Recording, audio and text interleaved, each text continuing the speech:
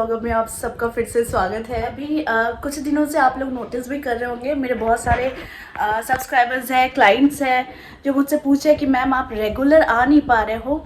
तो मैं जैसे तैसे अभी आ गई क्योंकि ये रियल है, मेरी तबीयत ठीक नहीं है और जिस वजह से मैं आ नहीं पा रही हूँ।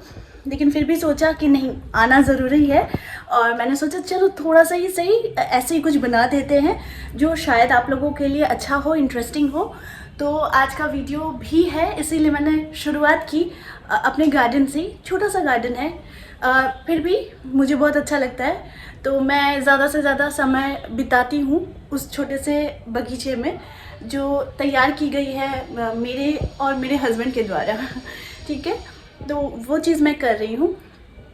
साथ में आज छोटी छोटी टिप्स मैं आप लोगों को बताऊंगी, 2 या 3, क्योंकि आप लोगों को समझ में ही आ रहा होगा कि मैं अभी प्रिपेयर नहीं हूँ वीडियोस के लिए, लेकिन फिर भी आप लोगों से जुड़ाव है। नहीं आती हूँ तो यही बड़ा आश्चर्य का बात होता है कि मैं आ नहीं पा रही हूँ, लेकिन जब आती हूँ तो जुड़ने के लिए ही आती हूँ।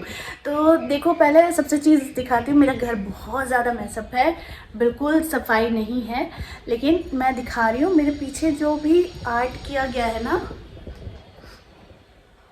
ये आर्ट मेरे हस्बैंड की गई है।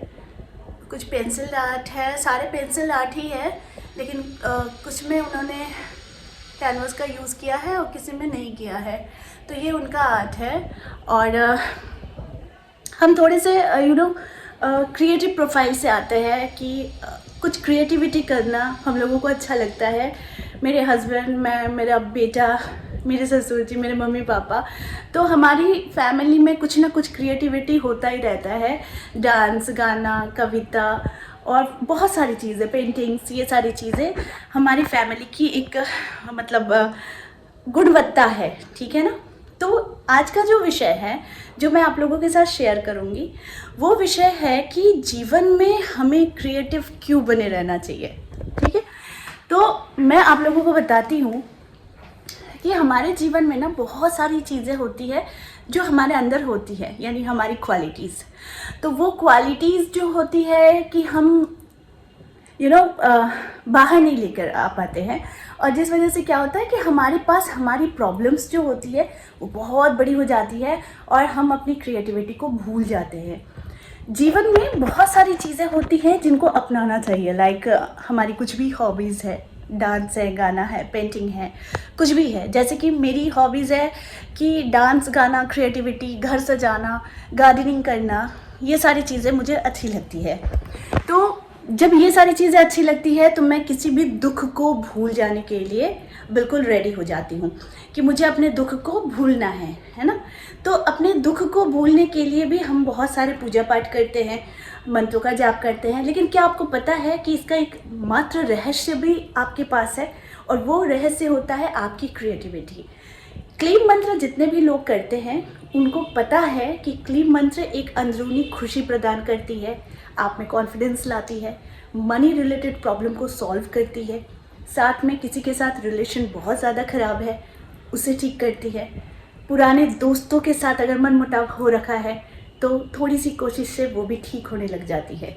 तो मैं कितने गुणगान करूँ क्लीम मंत्र का, ये कम है ना।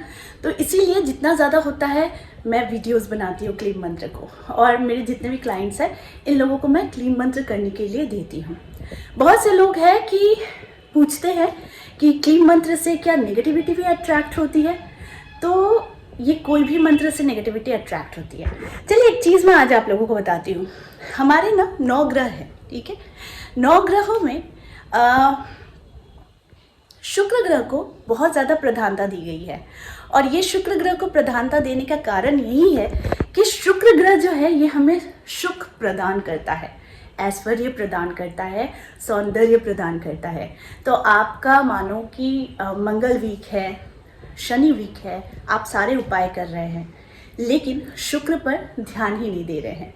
तो शुक्र एकमात्र ऐसा ग्रह है कि अगर 9 के 9 ग्रह में अगर शुक्र आपका बहुत ज़्यादा ऊपर है, यानी बहुत अच्छे स्थान पर बैठा हुआ है, अपनी राशि पर बैठा हुआ है, तो याद रखिएगा कि आपके जीवन में बहुत प्रॉब्लम होते हुए भी एक खुशी का एक आगमन रहता ही है।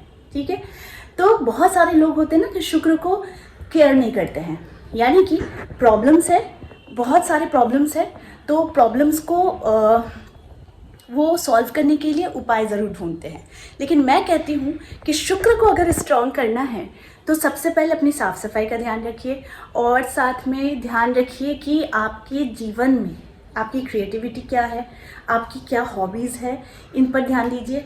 और दूसरी चीज़, हमेशा खुद को कुछ करो ना करो, लेकिन एक ऐसी पर्सनालिटी क्रिएट करो कि मिरर के सामने जाकर आप खुद को ही खुद के शुक्र को स्ट्रॉन्ग करने के लिए खुद की साफ़ सफाई का ध्यान रखो, परफ्यूम शम्फ्यूम लगाया करो, खुद को बिल्कुल अच्छे से रखा करो। मेरी जैसे नहीं, अभी पागलों की तरह हूँ तो फिर भी आ जाती हूँ, आप लोग अपने मिरर हैं। और साथ में क्लीन मंत्र का जाप किया करो, ठीक है। तो और सोचने की ज़रूरत नहीं है, जीवन में बहुत सारी चीज़ें यूँ ही अट्रैक्ट कर लोगे, लेकिन बहुत उसके साथ जो करना पड़ता है वो होता है कर्म भी करना पड़ता है। तो कर्म करो, लेकिन कर्म के लिए इच्छा शक्ति होनी चाहिए जो क्लीन मंत्र और कुछ उपाय ला देते हैं।